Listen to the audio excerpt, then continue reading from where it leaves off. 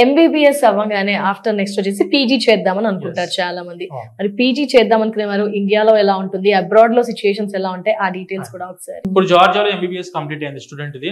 జార్జియాలోనే PG చేసుకోవడానికి opportunity ఉంది. PDQE post diploma qualifying examination అని చెప్పేసి స్టూడెంట్ ఆ ఎగ్జామ్ కి ఎలిజిబిలిటీ ఉన్నారు మన ఇండియన్ స్టూడెంట్స్ అక్కడ చదువుకున్న తర్వాత.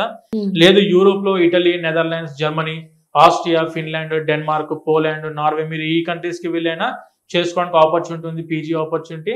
And when coming to US MLE అనే ఎగ్జామ్ ఉంటుంది, United States medical license exam. Free PG అందిస్తున్న ఒకే ఒక దేశం. US MLE consist of 3 steps.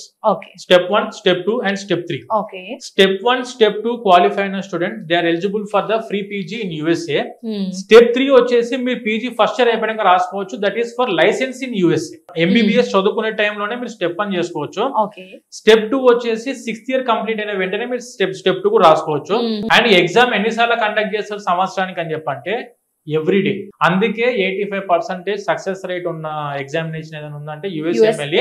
ఆస్ట్రేలియాకి వెళ్ళి పీజీ చేయాలనుకున్న స్టూడెంట్ AMC ఎగ్జామ్ రాసుకుంటారు. కెనడాకి వెళ్ళి పీజీ చేయాలనుకుంటే MCCQE medical council of Canada qualifying examination అని చెప్పుంటది, అది అటెంప్ట్ చేసుకోవచ్చు.